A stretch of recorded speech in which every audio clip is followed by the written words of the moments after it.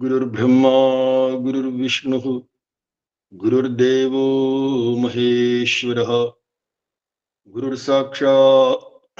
गुरुर्साक्षात् परं ब्रह्म तस्मै श्री गुरवे नमः।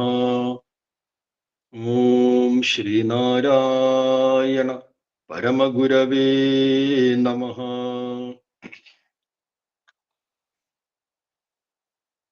ഗുരുദേവ തൃപാദങ്ങളാൽ രചിക്കപ്പെട്ട ദർശനമാലയാണ് നമ്മൾ അധ്യയനം ചെയ്തുകൊണ്ടിരിക്കുന്നത്. ദർശനമാലയിലെ അവസാനത്തെ അധ്യായമായ നിർവാണ ദർശനത്തിലെ 6ാമത്തെ ശ്ലോകത്തിൽ ബ്രഹ്മവിദ് വരൻ എന്ന ജീവൻ മുക്തന്റെ ലക്ഷണങ്ങൾ പറഞ്ഞിരിക്കുന്നു.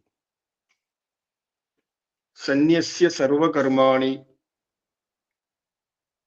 സതതം ബ്രഹ്മനിഷ്ഠയ യശ്ചരത്യവനൗ ദേഹയാത്രായൈ ബ്രഹ്മവിദ്വരഃ. യാതൊരുവൻ സർവകർമ്മങ്ങളെയും സന്യസിച്ച്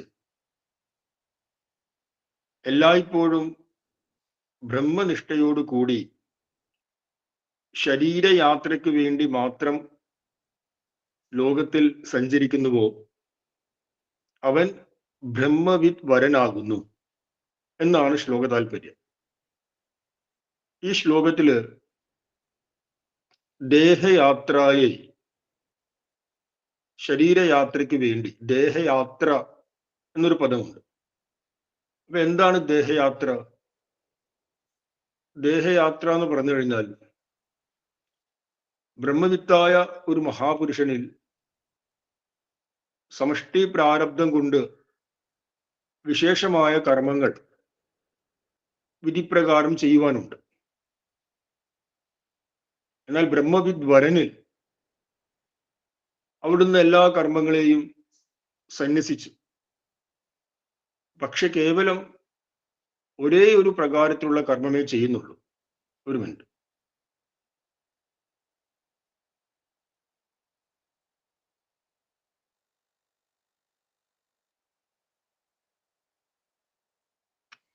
ഒരേ ഒരു പ്രകാരത്തിലുള്ള കർമ്മമേ ചെയ്യുന്നുള്ളൂ.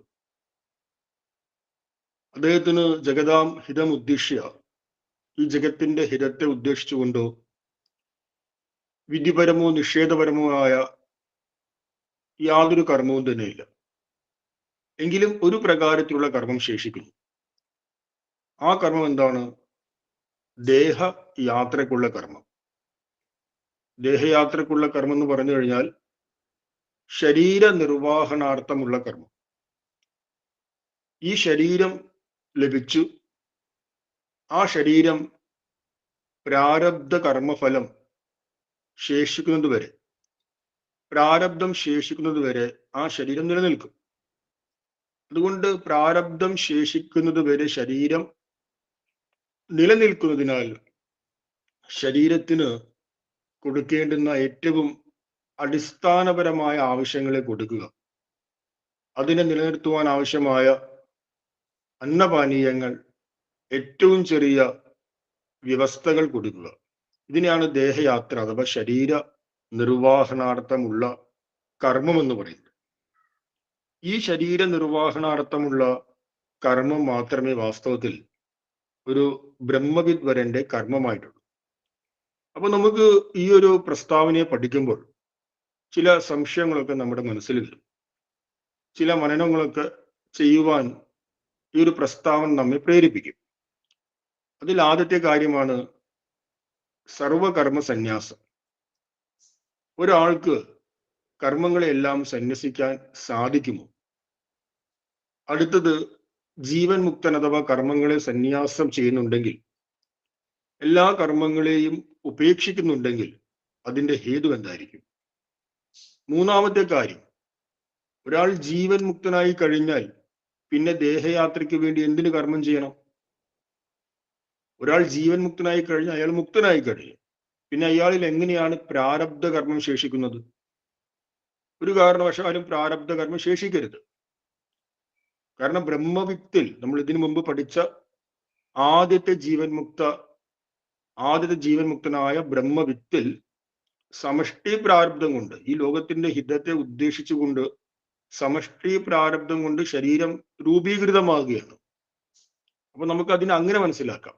പക്ഷെ ഇവിടെ സമഷ്ടി പ്രാരബ്ധമല്ല, മറിച്ച് സ്വയം അവിടുത്തെ പ്രാരബ്ധം ശേഷിക്കുന്നതിനാൽ ആ പ്രാരബ്ധ കാലം വരെ ജീവൻ മുക്തൻ ശരീരസ്ഥനായി കാണപ്പെടുന്നു എന്ന് പറയുമ്പോൾ ഒരാൾ ജീവൻ മുക്തനായി കഴിഞ്ഞാൽ പിന്നെ അയാളിൽ എങ്ങനെയാണ് പ്രാരബ്ധം ശേഷിക്കുക? പ്രാരബ്ധം ഉൾപ്പെടെയുള്ള എല്ലാ കർമ്മങ്ങളും അവസാനിക്കുമ്പോഴല്ലേ ഒരാൾ ജീവൻ മുക്തനായി തീരൂ. അല്ലെങ്കിൽ അയാൾ മുക്തൻ എന്ന് പറയുന്നു. ഒരാൾ ഒരു സ്ഥലത്ത് നിന്ന് മോചിതനായി, ആ സ്ഥലത്ത് നിന്ന് മോചിതനായി കഴിഞ്ഞാൽ പിന്നെ അയാൾ ആ സ്ഥലത്തിൽ ബന്ധനസ്ഥനാവില്ലല്ലോ. ഒരാൾ ജയിലിൽ നിന്ന് മോചിതനായി, അയാൾ ജയിൽ തന്നെ കിടക്കുകയാണ്, നമ്മൾ പറയുമോ അയാൾ ജയിൽ മോചിതനാണെന്ന് പറയുമോ? ഇല്ല. അതേപോലെ സകല കർമ്മ പാശത്തിൽ നിന്നും, എല്ലാ പ്രകാരത്തിലുമുള്ള കർമ്മ ഫലത്തിൽ നിന്നും മോചിതനായ ഒരു ജീവൻ മുക്തനിൽ ദേഹയാത്ര, ശരീരം വീണ്ടും നിലനിൽക്കും കുറെ കാലം കൂടി എന്ന് പറയുന്നതിനുള്ള യുക്തി എന്താണ് എന്ന വിഷയമായിരുന്നു നമ്മൾ കഴിഞ്ഞ ക്ലാസ്സിൽ അവസാനം ചർച്ച ചെയ്ത് നിർത്തിയത്.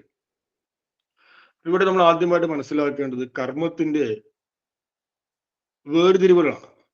നമ്മൾ ഈ പഠന ക്ലാസ്സിൽ തന്നെ, ദർശനമാലയുടെ പഠന ക്ലാസ്സിൽ കർമ്മദർശനം വന്നപ്പോൾ കർമ്മത്തിന്റെ 3 പ്രകാരത്തിലുള്ള വിഭാഗങ്ങളെ കുറിച്ച് സാന്ദർഭികമായിട്ട് പഠിച്ചിരുന്നു, മനസ്സിലാക്കിയിരുന്നു. 3 പ്രകാരത്തിലുള്ള കർമ്മങ്ങൾ ഉണ്ട് എന്ന് ആചാര്യന്മാർ പറയുന്നു. ബ്രഹ്മവിദ്യാ പഞ്ചകത്തിലും ഇതിനെക്കുറിച്ച് ഗുരുദേവൻ സൂചിപ്പിച്ചിട്ടുണ്ട്. സഞ്ചിത കർമ്മം, ആഗാമി കർമ്മം, പ്രാരബ്ധ കർമ്മം.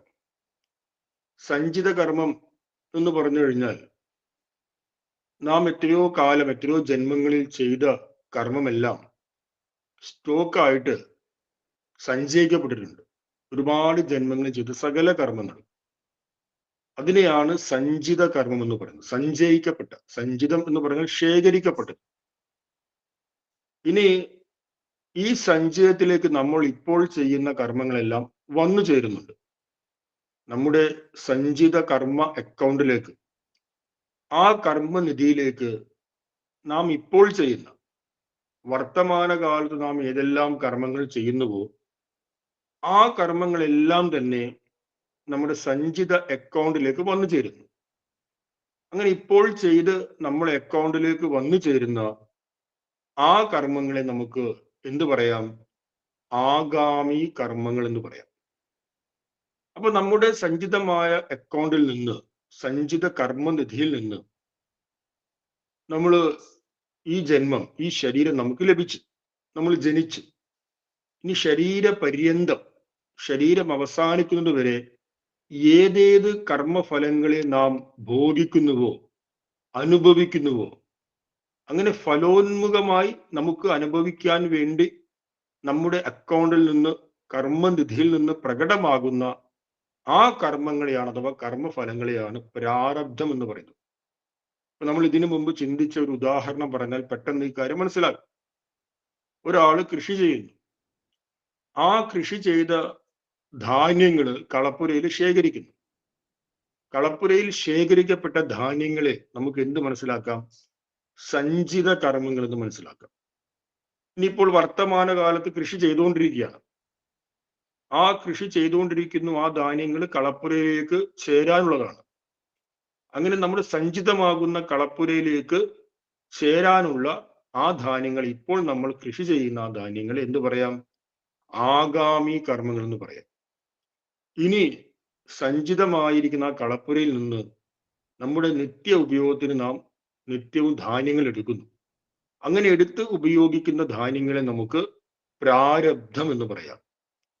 വീണ്ടും മറ്റൊരു നമ്മുടെ ജീവിതവുമായി ബന്ധപ്പെട്ട മറ്റൊരു ഉദാഹരണത്തെ കൂടി ചിന്തിച്ചു കഴിഞ്ഞാൽ ഒന്നും കൂടെ സ്പഷ്ടമാകും. നമ്മൾ നിത്യവും ജോലി ചെയ്യും, ആ ജോലി ചെയ്യുമ്പോൾ ലഭിക്കുന്ന പണം നമ്മുടെ ബാങ്ക് അക്കൗണ്ടിൽ നിക്ഷേപിക്കുന്നു. ഇങ്ങനെ നിക്ഷേപിക്കപ്പെട്ട പണത്തെ നമുക്ക് എന്ത് മനസ്സിലാക്കാം? സഞ്ചിത കർമ്മങ്ങൾ എന്ന് മനസ്സിലാക്കും. നമ്മൾ നിത്യവും ജോലി ചെയ്യുന്നു. ജോലി ചെയ്യുമ്പോൾ നമ്മൾ പണം ബാങ്കിലേക്ക് ഇടുന്നു. അപ്പൊ നിത്യവും ജോലി ചെയ്യുമ്പോൾ ലഭിക്കുന്ന നമ്മുടെ അക്കൗണ്ടിലേക്ക് വന്നു ചേരാവുന്ന ആ പണത്തെ ആഗാമി കർമ്മങ്ങൾ എന്ന് പറയാം. നമ്മുടെ അക്കൗണ്ടിൽ നിന്ന്, നിലവിൽ നമ്മുടെ സഞ്ചിത അക്കൗണ്ടിൽ നിന്ന് നമ്മുടെ ദൈനംദിന ചെലവുകൾക്കും മറ്റും നമ്മൾ പണം എടുത്തുകൊണ്ടേയിരിക്കുന്നു.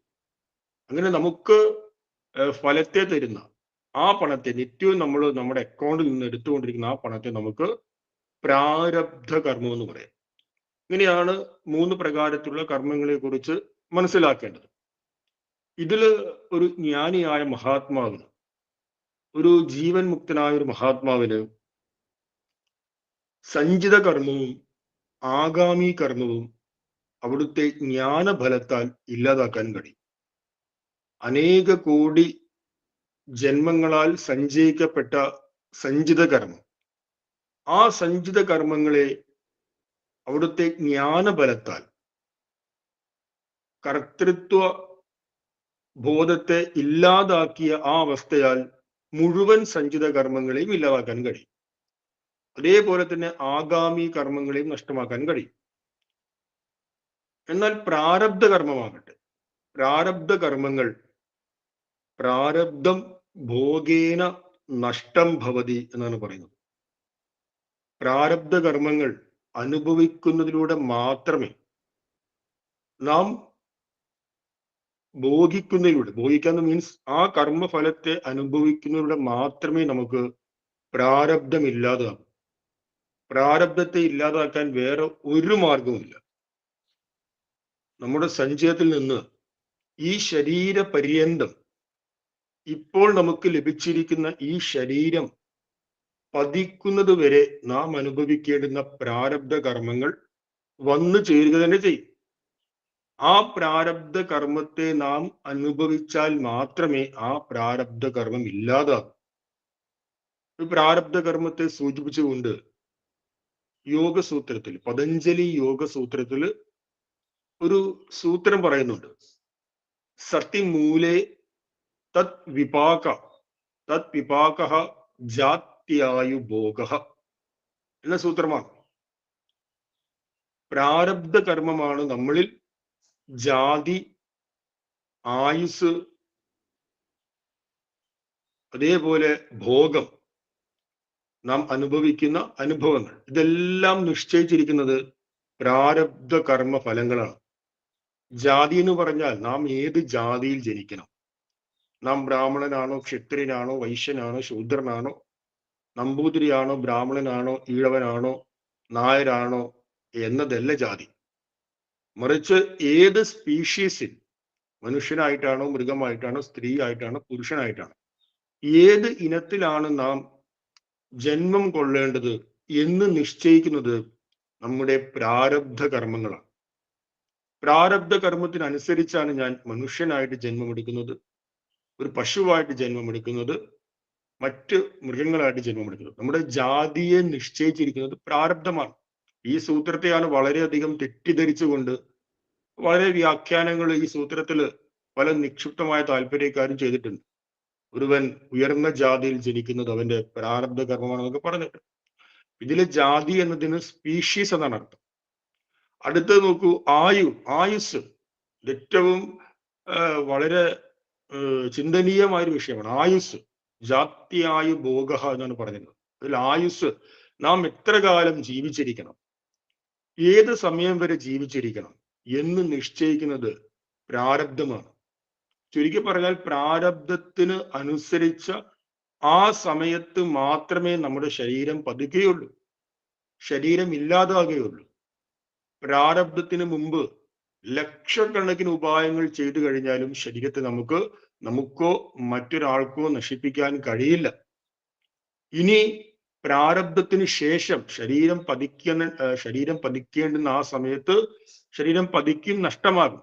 അതിനുശേഷവും ശരീരത്തെ നിലനിർത്താൻ ലക്ഷക്കണക്കിന് ഉപായങ്ങൾ ഉപയോഗിച്ചാലും സാധിക്കില്ല. കാരണം പ്രാരബ്ധം കഴിഞ്ഞു കഴിഞ്ഞാൽ ഈ ശരീരം ഇത്ര കാലം നിലനിൽക്കണമെന്ന് ഒരു യൂണിവേഴ്സൽ നിയമമുണ്ട്. ഇതൊന്നും ഇല്ലാതൊക്കെ അന്ധവിശ്വാസങ്ങളാണെന്ന് പറയാൻ സാധിക്കില്ല. കാരണം നമ്മുടെ ഇന്ദ്രിയങ്ങളുടെ ശക്തി വളരെ പരിമിതമാണ്. നമുക്ക് ഈ പ്രാപഞ്ചികമായ നിയമവ്യവസ്ഥയെ കുറിച്ച് അറിയുവാൻ കഴിയില്ല. ഈ പ്രാപഞ്ചികമായ നിയമവ്യവസ്ഥയും മറ്റും സാക്ഷാത്കരിച്ച മഹാത്മാക്കള്, ഋഷിമാര്, ഗുരുതുലരായ അനുഭവസ്ഥര്, അവരുടെ അനുഭൂതിയിൽ നിന്നാണ് ഇത്തരം ആത്മീയ ജ്ഞാനങ്ങൾ വെളിവാകുന്നത്. അതുകൊണ്ട് ഈ ആത്മീയ ജ്ഞാനങ്ങൾ സഹസ്രാബ്ദങ്ങൾ കഴിഞ്ഞിട്ടും ഇന്നും ശക്തിയോടുകൂടി ഇവിടെ നിലനിൽക്കുന്നു. ആർക്കും ഇതിനെ മാറ്റിമറിക്കാൻ കഴിയില്ല.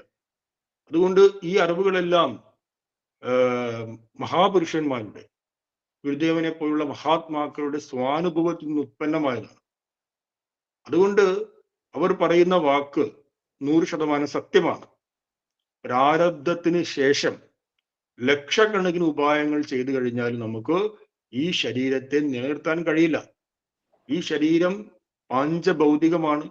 അതിന് വിഘടിച്ച് പോകേണ്ടുന്നൊരു സമയമുണ്ട്, ഒരു മുഹൂർത്തമുണ്ട്. കാരണം അത്ര ഊർജം ഇതിലുള്ളൂ, ആ സമയം വരെ ഉള്ളൂ പ്രാരബ്ധവശാൽ.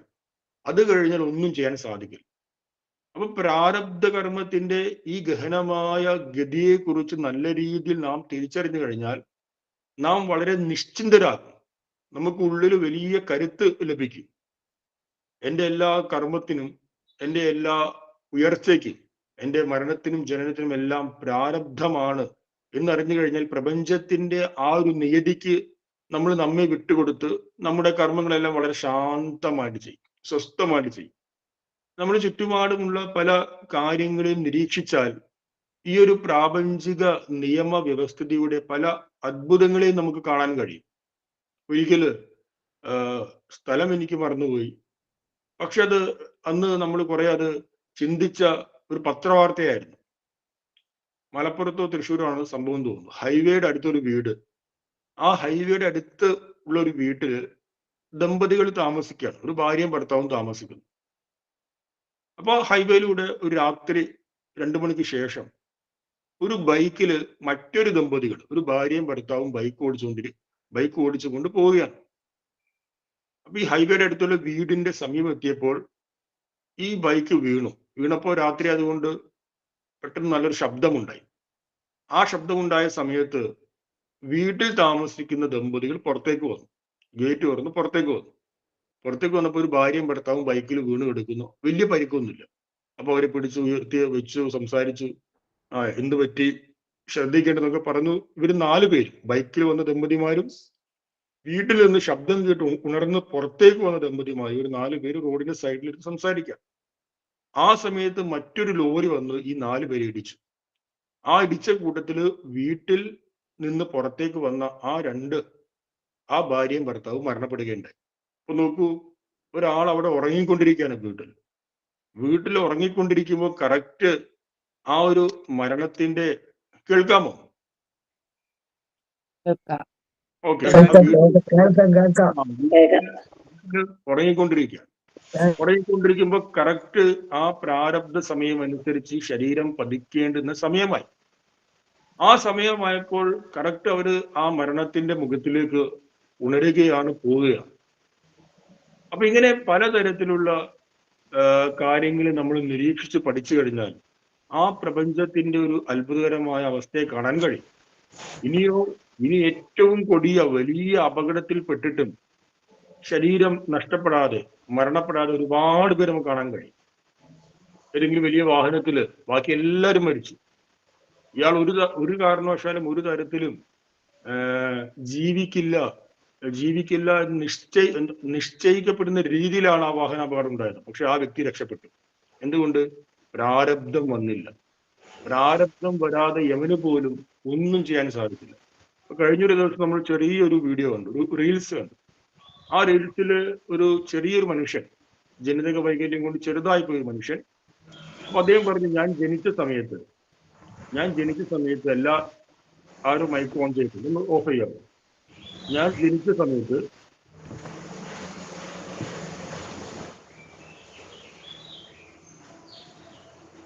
മൈക്ക് ഓഫ് ചെയ്യും. അവരത്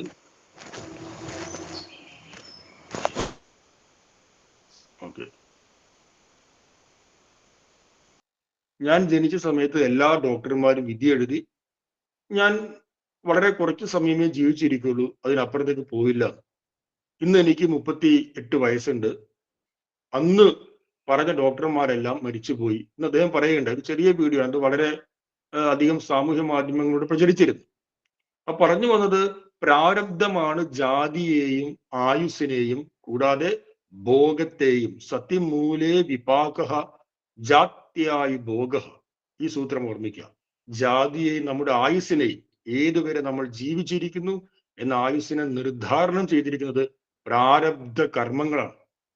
അടുത്തത് ഭോഗം. ഭോഗം എന്ന് പറയുമ്പോൾ നാം എന്തിനെ അനുഭവിക്കുന്നു, ഏത് സുഖസൗകര്യത്തെ അനുഭവിക്കുന്നു, നമ്മുടെ ചുറ്റുമുള്ള സുഖസൗകര്യങ്ങൾ, പരിസ്ഥിതി, ഇവയെയും നിർദ്ധാരണം ചെയ്തിരിക്കുന്നത് പ്രാരബ്ധ കർമ്മങ്ങളാണ്, പ്രാരബ്ധ കർമ്മഫലമാണ്. ഒരാള് വളരെ ദരിദ്രമായ ചുറ്റുപാടുകൾ ജീവിക്കുന്ന ഒരാള് അധികം വൈകാതെ തന്റെ മറ്റ് ബന്ധുമിത്രാദികളൊക്കെ ഇപ്പോഴും ദാരിദ്ര്യത്തിലാണെങ്കിലും ഈ വ്യക്തി ചിലപ്പോൾ സ്വർഗീയമായ ജീവിതത്തിലായിരിക്കും. ഇനി ഒരാൾ വളരെ സ്വർഗീയമായ ജീവിതത്തിലാണ്, വളരെ എല്ലാ സുഖ സൗകര്യങ്ങളും ഉണ്ട്, പക്ഷേ അദ്ദേഹത്തിന് ഒന്നിനെയും അനുഭവിക്കാൻ കഴിയാതെ, ഒരു സുഖഭോഗങ്ങളെയും അനുഭവിക്കാൻ കഴിയാതെ നരകതുല്യമായ ജീവിതത്തിലായിരിക്കും. ഒരിക്കലും വലിയ ഹോട്ടല്, വലിയ ലോകത്തിലെ ഏറ്റവും രുചികരമായ വിഭവങ്ങളെല്ലാം ലഭിക്കുന്ന ഇന്റർനാഷണൽ ശൃംഖലകളുള്ള ഒരു വലിയ ഹോട്ടൽ പ്രസ്ഥാനം, ആ ഹോട്ടൽ പ്രസ്ഥാനത്തിന്റെ മുതലാളി, ഉടമസ്ഥൻ, ആ ഉടമസ്ഥന് തന്റെ ഏത് ബ്രാഞ്ചിലും കയറി ഒന്ന് കൈഞ്ഞൊടിച്ചാൽ ഏറ്റവും രുചികരമായ വിഭവങ്ങൾ എത്തിച്ചേരും. അങ്ങനെ എല്ലാ രുചികരമായ വിഭവങ്ങളെയും അനുഭവിക്കുവാൻ, ഭോഗിക്കുവാൻ കഴിവുള്ള, പ്രാപ്തിയുള്ള അദ്ദേഹത്തിന് അസുഖം പിടിക്കുന്നു. ഇപ്പോൾ മൂക്കിലൂടെ ട്യൂബ് ഇട്ട് ആ ട്യൂബിലൂടെയാണ് ശരീരത്തിന് ആവശ്യമായ പോഷണം കൊടുക്കുന്നത്. അപ്പൊ നോക്കൂ, ഒന്ന് കൈഞ്ഞൊടിച്ചാൽ എല്ലാ വിശേഷമായ ഖാദ്യ പദാർത്ഥങ്ങളെയും, ഭക്ഷണത്തെയും അനുഭവിക്കാൻ യോഗ്യത ഉണ്ടായിട്ടും അദ്ദേഹം കേവലം മൂക്കിലെ ട്യൂബിലൂടെ അത് മാത്രം കഴിച്ച് ജീവിക്കുന്നു. പ്രാരബ്ധമാണ് നാം ഏത് സാഹചര്യത്തിൽ ജനിച്ചു എന്നുള്ളതല്ല, മറിച്ച് നാം എന്തിനെയൊക്കെ അനുഭവിക്കണം, എന്തൊക്കെ വിഷയങ്ങൾ അനുഭവിക്കണം, ആരെ കല്യാണം കഴിക്കണം, ആരെ കല്യാണം കഴിക്കാതിരിക്കണം, നമ്മുടെ മക്കളാര്, ബന്ധുവാര്, നമ്മുടെ ജീവിത സാഹചര്യങ്ങൾ എന്ത്, ഇതെല്ലാം നിർണയിക്കുന്നത് പ്രാരബ്ധമാണ്. അപ്പൊ ഒരു ചോദ്യം നമുക്കുള്ളിൽ വരും, പ്രാരബ്ധമാണ് ഇതെല്ലാം നിർണയിക്കുന്നത് എങ്കിൽ പിന്നെ നമ്മുടെ കർമ്മത്തിന് യാതൊരു പ്രസക്തിയുമില്ലേ? നാം നമ്മുടെ കർമ്മം കൊണ്ട് നമുക്ക് ഏത് സാഹചര്യത്തെയും മാറ്റിമറിച്ചുകൂടെ? എല്ലാം പ്രാരബ്ധത്തിന് വിട്ടുകൊടുത്താൽ, പ്രപഞ്ചത്തിന്റെ നിയമത്തിനനുസരിച്ചാണ് ഇതെല്ലാം സംഭവിക്കുന്നതെങ്കിൽ പിന്നെ നമ്മുടെ ജീവിതത്തിന് എന്ത് പ്രസക്തിയാണുള്ളത്? പ്രാരബ്ധവശാൽ നമ്മൾ നിശ്ചിതകാലം കൊണ്ട് മരിക്കും, ആ സമയത്ത് മരിക്കും. പിന്നെ എന്താണ് ഈ കാണപ്പെടുന്ന ശാസ്ത്രത്തിനും മറ്റ് സംവിധാനത്തിനും പ്രസക്തി?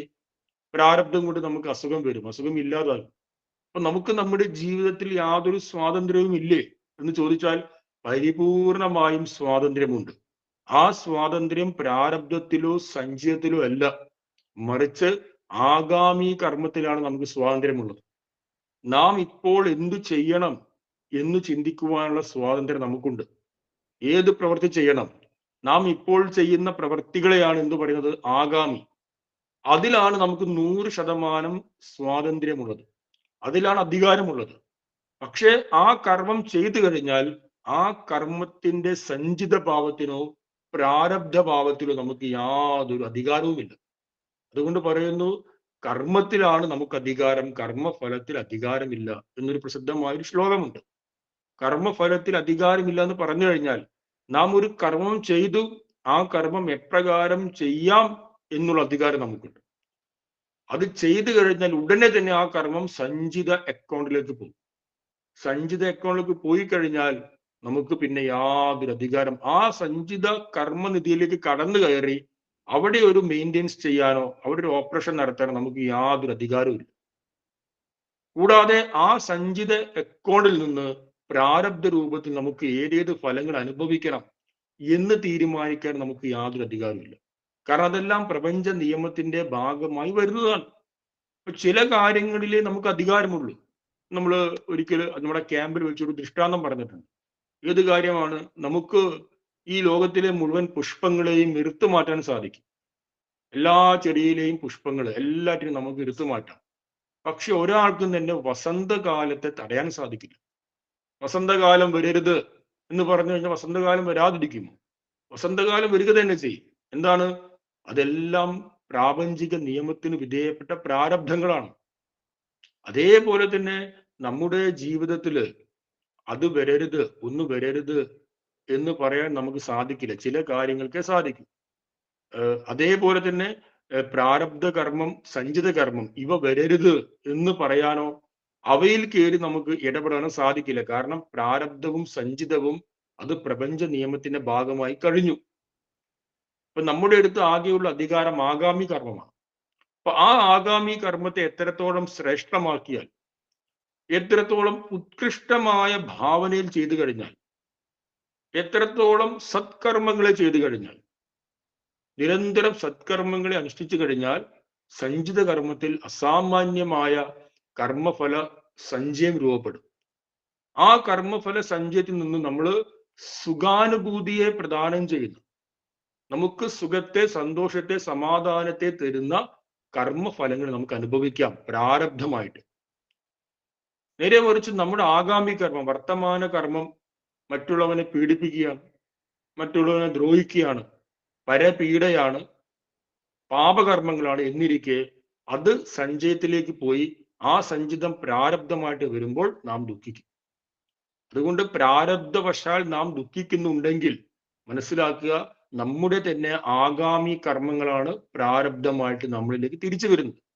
അപ്പൊ എവിടെയാണ് സ്വാതന്ത്ര്യം? വർത്തമാനകാലത്ത്, ഭാവിയിൽ സഞ്ചിതത്തിലേക്ക് വരാവുന്ന വർത്തമാനകാലത്ത് നാം ചെയ്യുന്ന ആഗാമി കർമ്മങ്ങൾ. അപ്പൊ ഇതാണ് പ്രാരബ്ധ കർമ്മത്തിന്റെ ഒരു ചെറിയ പശ്ചാത്തലം.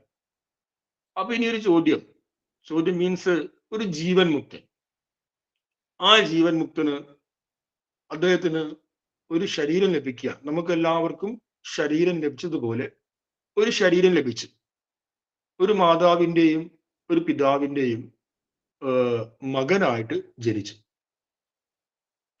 അദ്ദേഹത്തിന്റെ കഠിനമായ സാധന, തപസ്, വിചാരശീലത, തീവ്രമായ പ്രവർത്തനം, പൂർവജന്മ സുഹൃതം എന്നിവ കൊണ്ടെല്ലാം ജീവൻ മുക്ത ഭാവത്തിലേക്ക് ഉയർന്നു, ജീവൻ മുക്തനായി തീർന്നു. പക്ഷേ പ്രാരബ്ധമനുസരിച്ച് ശരീരം ഇത്ര വയസ്സ് വരെ നിലനിൽക്കും, ഉറപ്പാണ്. അതിന്റെ മധ്യഭാഗത്തിലാണ് ആ ആയുസിന്റെ, ശരീരം നിലനിൽക്കേണ്ടുന്ന ശരീരപര്യന്തമുള്ള ആയുസിന്റെ മധ്യഭാഗത്തിലാണ്, ഏതാണ്ട് ഒരു എക്സാമ്പിൾ, അദ്ദേഹത്തിന് ഒരു 80 വയസ്സ് വരെ ജീവിക്കണം എന്ന പ്രാരബ്ധമുണ്ടെന്ന് കരുതുക. ഒരു 40 വയസ്സിൽ ജീവൻ മുക്ത അവസ്ഥയെ പ്രാപിക്കുകയാണ്, ജീവൻ മുക്ത ഭാവത്തെ സാക്ഷാത്കരിക്കുകയാണ്. പ്രാരബ്ധവശാൽ വീണ്ടും 40 വർഷം കൂടെ ഈ ശരീരം നിലനിൽക്കും. കാരണം ശരീരത്തെ നിലനിർത്തുന്നത് പ്രാരബ്ധമാണ്. പ്രാരബ്ധം ക്ഷയിച്ചാലല്ലാതെ ശരീരം വീഴുകയില്ല. നമ്മൾ നേരത്തെ പറഞ്ഞു, സഞ്ചിതമായിരിക്കുന്ന കർമ്മത്തെ, ആഗാമിയായ കർമ്മത്തെ നമുക്ക് ജ്ഞാനബലത്താൽ ഭസ്മീകരിക്കാൻ കഴിയും. പക്ഷെ പ്രാരബ്ധം കേവലം ഉപഭോഗത്തിലൂടെ മാത്രമേ ഇല്ലാതാകൂ. അപ്പൊ ഈ 40 വയസ്സ് വരെ ആ ജീവൻ മുക്തന് വീണ്ടും ശരീരഭാവത്തിൽ ഉണ്ടാകണം. മീൻസ് 80 വയസ്സ് വരെ. 40-ാം വയസ്സിൽ അദ്ദേഹം, ഇത് ഈ കണക്കുകൾ പറയുന്നത് കേവലം ഔപചാരികതയാണ്, ഒരു കാര്യം മനസ്സിലാക്കാൻ വേണ്ടി, ഒരു പ്രക്രിയക്ക് വേണ്ടി മാത്രം പറയുകയാണ്. അല്ലാതെ ഇങ്ങനെ ഒരു പ്രക്രിയ വാസ്തവത്തിലില്ല. 40-ാം വയസ്സിൽ ഒരു പ്രത്യേക സമയത്ത് ജീവൻ മുക്താവസ്ഥയെ പ്രാപിച്ചു എന്നുള്ള പ്രക്രിയ ഒന്നും വാസ്തവത്തിലില്ല. നമ്മളത് ഒരു മനസ്സിലാക്കാൻ വേണ്ടി കണക്കിനെ പറയുന്നത് മാത്രമേ ഉള്ളൂ. സപ്പോസ് അങ്ങനെ 40-ാം വയസ്സിൽ അദ്ദേഹം ജീവൻ മുക്ത അവസ്ഥ, ആ ഭാവത്തെ സാക്ഷാത്കരിച്ചു, ഈ ശരീരം നിലനിൽക്കുന്നു, പ്രാരബ്ധവശാൽ 80 വയസ്സ് വരെ ജീവിക്കണം. അപ്പോൾ തുടർന്ന് 40 വർഷങ്ങൾ ശരീരസ്ഥനായി ആ ജീവൻ മുക്തൻ കാണപ്പെടും. ശരീരസ്ഥനായി കാണുന്നതിനാൽ ഈ ശരീരത്തിന്റെ നിലനിൽപ്പിന് വേണ്ടിയുള്ള, മീൻസ് ശരീരത്തിന്റെ പോഷണത്തിന് വേണ്ടിയുള്ള, അല്ലെങ്കിൽ അത്യാവശ്യം ശരീരം ആരോഗ്യകരമായി നിലനിൽക്കാനുള്ള ശരീര നിർവാഹനാർത്ഥമുള്ള കർമ്മം ആ ജീവൻ മുക്തൻ ചെയ്യും. അതിനെയാണ് ദേഹയാത്ര എന്ന് ഈ ശ്ലോകത്തിൽ, 6-ാമത്തെ ശ്ലോകത്തിൽ ഗുരുദേവൻ സൂചിപ്പിച്ചത്. ദേഹയാത്ര എന്ന് പറഞ്ഞാൽ പ്രാരബ്ധ പര്യന്തം ഈ ശരീരത്തെ നിലനിർത്തേണ്ടതുണ്ട്, ഈ ശരീരത്തിന് ആവശ്യമായ അന്നപാനീയങ്ങൾ കൊടുക്കുന്നുണ്ട്. അപ്പൊ അങ്ങനെ ദേഹയാത്രയ്ക്ക് വേണ്ടിയുള്ള ശരീര നിർവാഹനാർത്ഥം മാത്രമുള്ള കർമ്മങ്ങൾ മാത്രം ചെയ്തുകൊണ്ട് ജീവൻ മുക്ത സ്ഥിതിയെ സാക്ഷാത്കരിച്ച മഹാപുരുഷന്മാരെയാണ് ബ്രഹ്മവിദ് വരൻ എന്ന് പറയുന്നത്. ഇവർ തമ്മിലുള്ള ഈ സൂക്ഷ്മമായ ഭേദം, അന്തരം നമ്മൾ മനസ്സിലാക്കണം.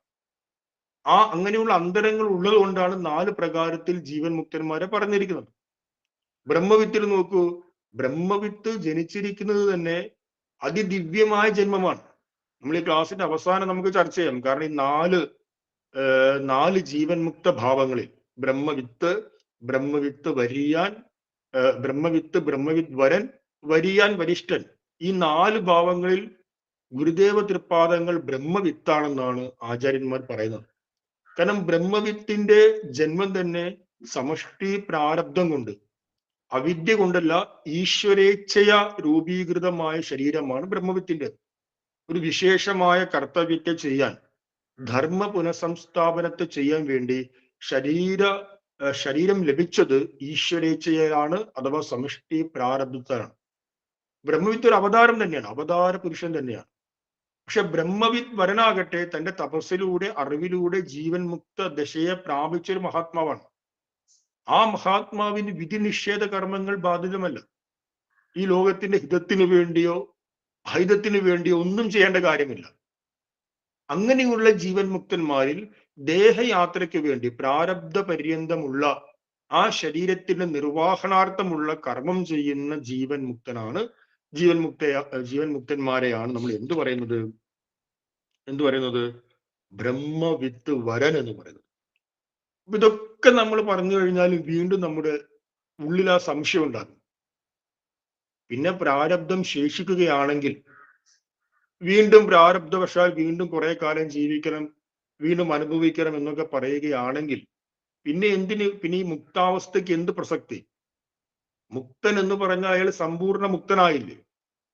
മുക്തനായതിനു ശേഷവും വീണ്ടും ഒരു 10-25 വർഷം കൂടി ഞാൻ ഈ ശരീര നിർവഹണാർത്ഥമുള്ള കർമ്മം ചെയ്യണം, ശരീരത്തെ പരിപോഷിപ്പിക്കുന്ന, അതിന് കേടുപാട് കൂടാതെ ശ്രദ്ധിക്കണം. അപ്പൊ അത് വീണ്ടും നമ്മൾ ബന്ധനത്തിലേക്ക് കൊണ്ടുപോയില്ലേ?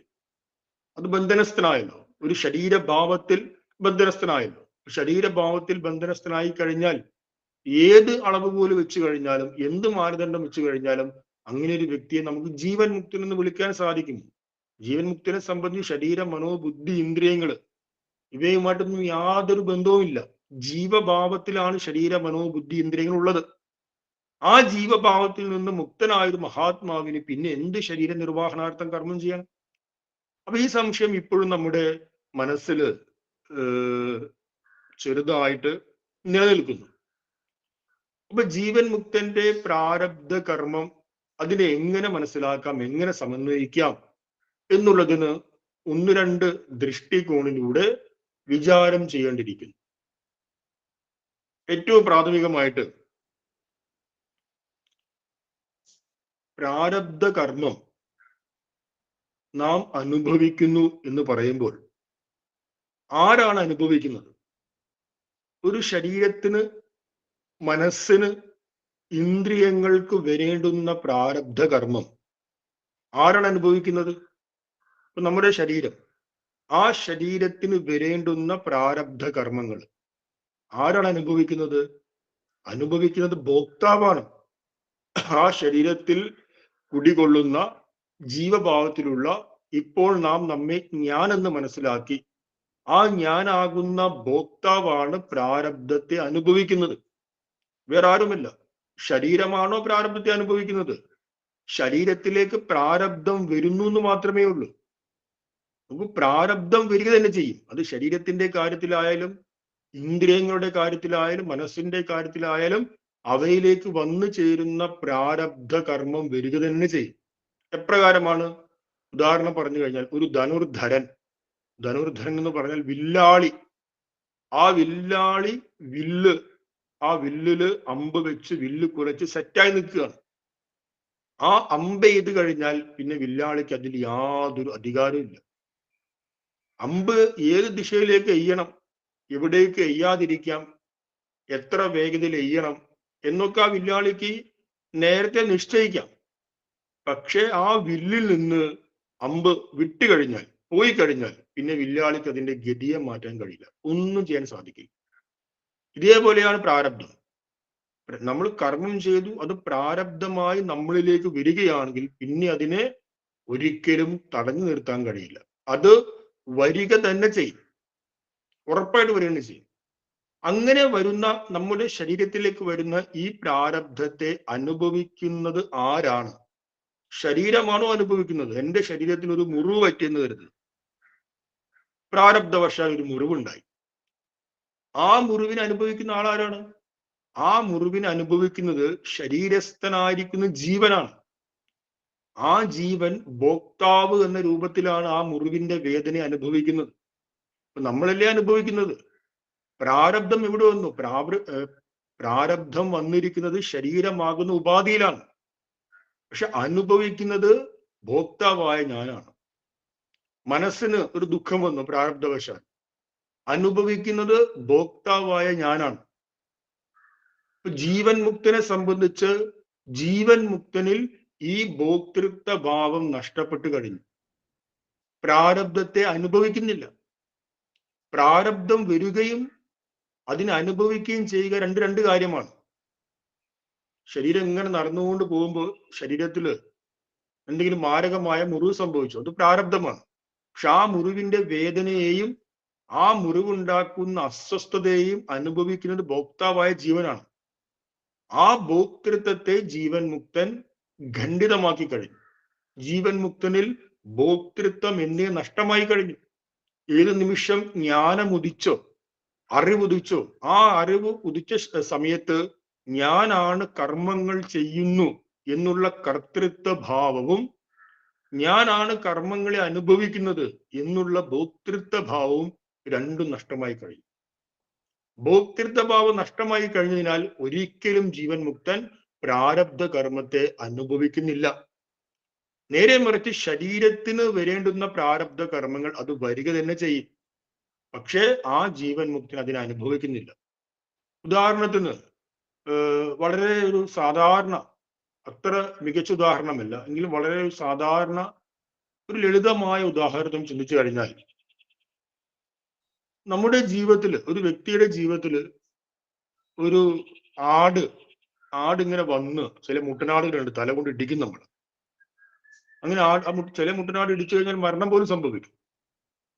ആട് ഓടി വന്ന് തല കൊണ്ട് ഇടിക്കണം എന്നുള്ളൊരു പ്രാരബ്ധ കർമ്മം ഉണ്ടെന്ന് കരുതുക. അപ്പൊ ഒരു കൊച്ചു ചെടിയാണെങ്കിൽ എന്ത് ചെയ്യും? ആട് വന്ന് ഇടിച്ച് അതിനെ കടിച്ച് അതിനെ നശിപ്പിച്ചു കളയും. പ്രാരബ്ധം വരുന്നുണ്ട് അവിടെ. ഇനി ആ കൊച്ചു തൈയുടെ സ്ഥാനത്ത് ഒരു വൻ വൃക്ഷമാണെങ്കിലോ, ഒരു പടുകൂറ്റൻ വൃക്ഷമാണെങ്കിലോ, അപ്പോഴും ആട് വന്ന് ഇടിക്കും. പക്ഷെ വൃക്ഷത്തിന് യാതൊരു പരിക്കുണ്ടാവില്ല, യാതൊരു കുലുക്കം ഉണ്ടാവില്ല. അതേപോലെയാണ് ജീവൻ മുക്തനിൽ. അദ്ദേഹത്തിന്റെ ശരീരത്തിൽ ശേഷിക്കുന്ന പ്രാരബ്ധങ്ങൾ വന്നു ചേരും.